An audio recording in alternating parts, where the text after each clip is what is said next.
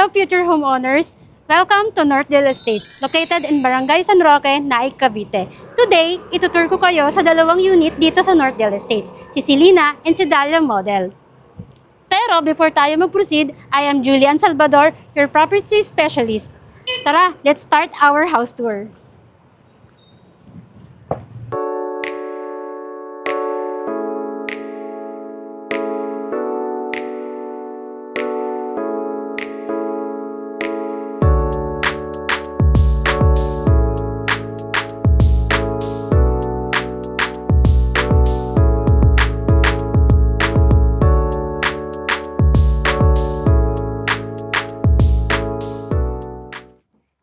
So ayan po, unahin po natin si Dahlia Model. Si Dahlia Model is meron po siyang lot area na 36 square meter.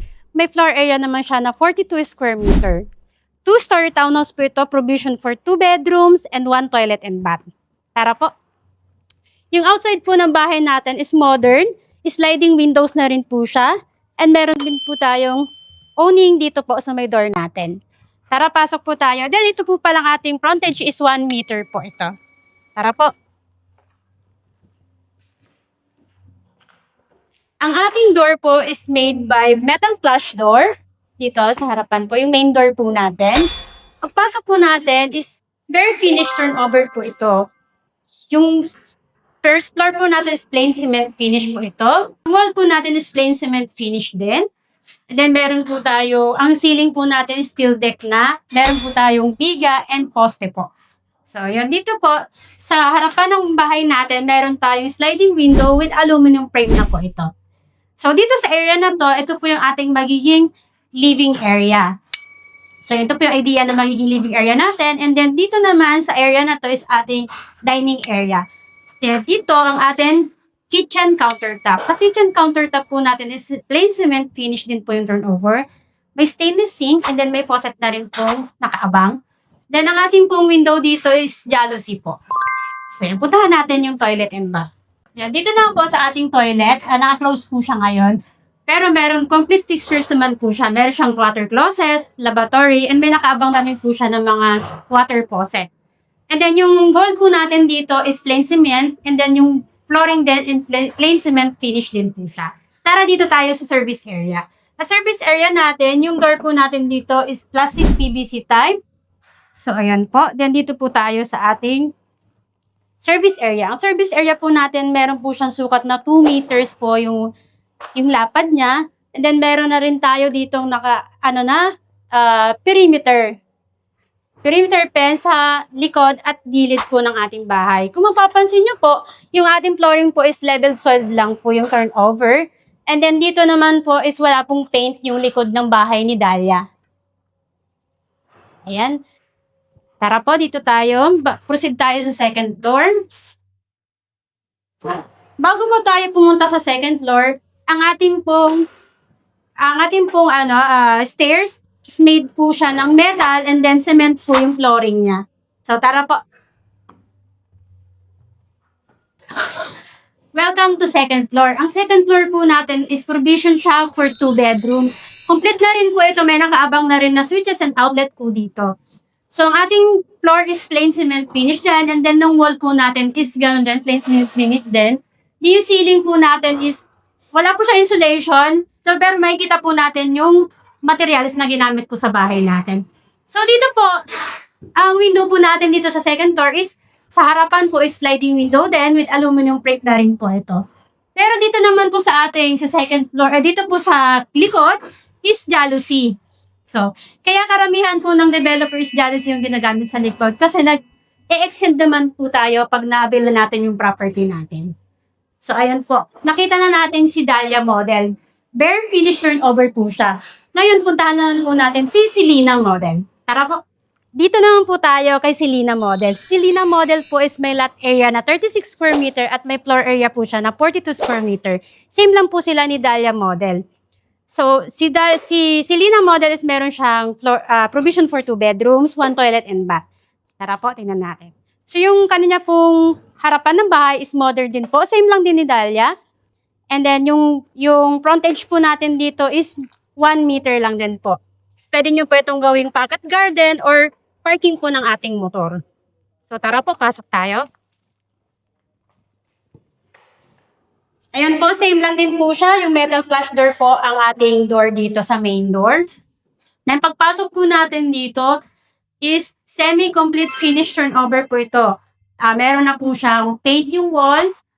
And then yung kanya po ceiling is wala pang paint pero naka-steel deck po siya. Then same lang din po, sliding window yung harapan. So dito tayo sa ating, ito yung magiging living area pa rin natin. And then dito naman po yung ating dining area. So sa kitchen countertop naman natin, ang pinagbago lang po kay Dalia at kay Selena. Si Selena po is may paint na po ito. So painted na to pero same pa rin po, plain cement finish ang kanyang countertop at meron na rin po siyang stainless sink. Then may nakaabang na rin po siyang faucet. Same lang din, meron din po siya dito jalousie na window po. So tara, punta naman tayo dito sa ating toilet and bath. Toilet and bath po natin. Tara po, pasokin natin. Ito po yung ang ating pintuan is plastic PVC. And then ang ating pong hamba is plastic din po. Pasok po tayo. Complete fixtures na rin po ang toilet and bath natin. Pero plain cement finish lang po yung ating wall. At ang ating flooring plain cement finish din. Ito po, naka-water closet na siya. And then may lavatory na rin siya. Then meron din po tayo dito ventilation po ng ating toilet. So tara po, tayo sa ating service area. Service area po, same lang din. Ang ating door po is plastic PVC. Pasok po tayo dito. Ito naman yung kinaibahan ni Dalia at ni Selena. Si Selena po is meron din po itong pen sa likod. Sa side po natin, meron din. And then nakapintura na po ito. At ang ating pong flooring dito is naka-plain cement finish na po siya. So mapapansin nyo rin, naka-painted na rin po ang ating wall dito sa likod po ni Selena. So yun po yung pinagkaiba nila. Ang total price po ni Selena is 1.8. Si Dalia naman po is 1.5 M. So tara po. So, bago po tayo umakyat sa second floor, same lang din po, combination po siya ng metal at cement po yung ating staircase po. Tara.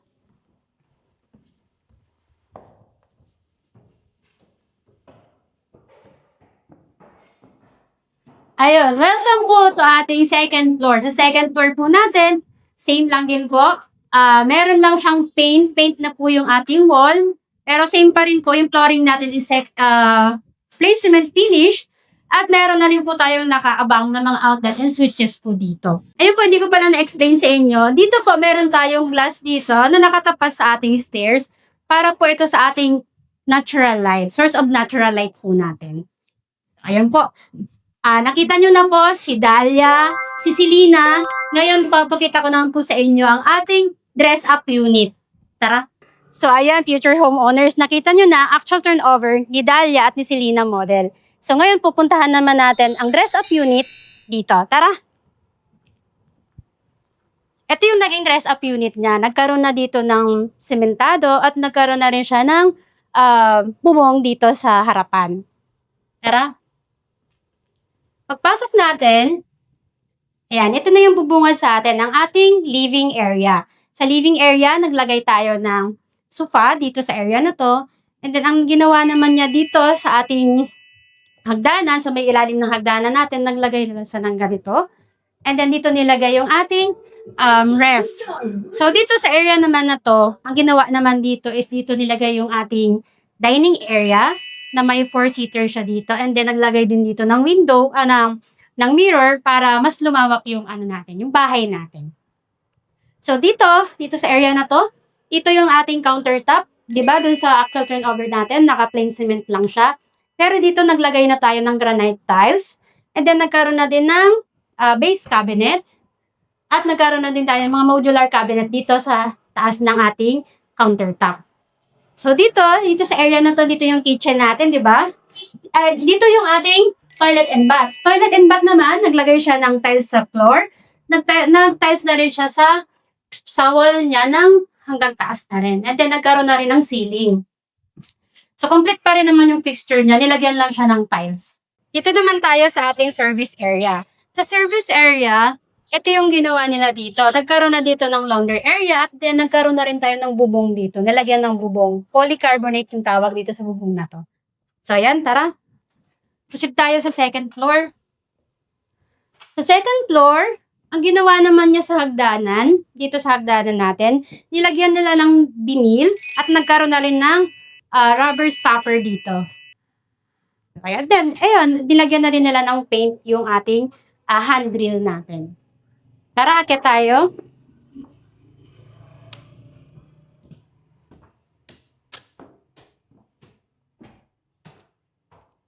Dito, sa second floor, ginawa niyang isang buong malaking bedroom ang second floor natin. So, ayan. Dito, meron dito parang study area ng mga kids. Ayan, dito yung study area nila. And then, dito naman yung ating bedrooms. So, idea ito sa malaking pamilya. Hindi na sila naglagay ng bed frame dito. So, naglagay na lang sila dito ng malaking built-in cabinet dito. And then, meron pa dong cabinet ulit dun sa side na yun. So, yun yung ginawa nila dito, idea. So, di ba, super lawak ng area nito kapag isang buong bedroom na yung ginawa natin.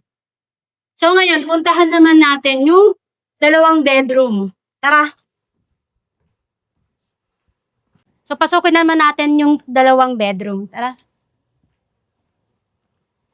Yan, papakita ko muna sa inyo ang naging living area naman dito. Tingnan nyo yung living area niya. Di ba ang lawak ng living area? And then, dito sa side na to, ito kasi yung ating ilalim ng stairs natin ito. Ginawa naman nila dito, ginawa nilang room or lagayan ng ating mga cleaning tools. Ayan, dito siya. Di ba ang laki pa nito? Ayan, yun yung naging idea dito sa ginawa sa ating model house. Tapos dito naman, pwede naman tayo maglagay dito ng TV para nakatapat pa rin sa ating sala set, di ba?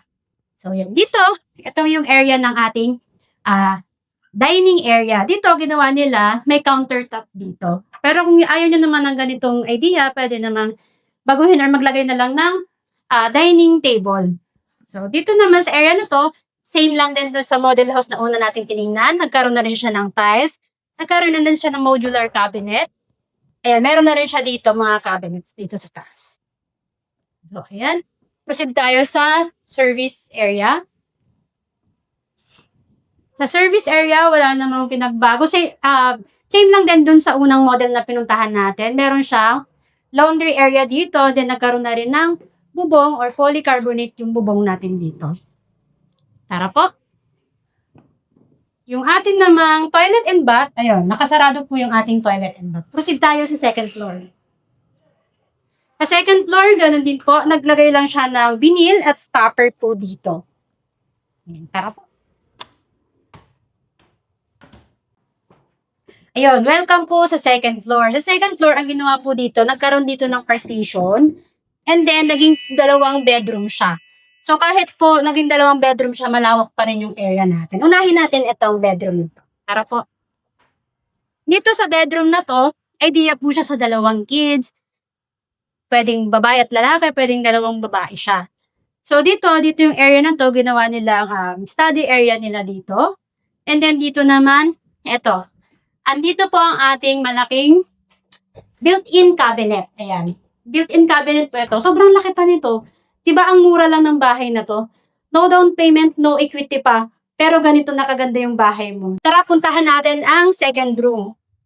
Dito sa second room, yung idea naman dito, may single bed na nilagay dito sa area na to. So, tingnan nyo naman, may space pa rin tayo dito. Malawak pa rin yung space natin. Tapos kung inner unit naman yung kukunin nyo, meron pa rin tayong bintana dito. So, may source of natural light pa rin tayo dito sa room na to. Dito, ginawa naman nila dito, nagkaroon naman dito ng study area din. Study area for your kids. Or pwede rin sa inyo. So, may hilig magbasa. So, pwede yon. Tapos dito naman sa area, itong area na to, ginawa naman dito, naglagay din siya ng built-in cabinet.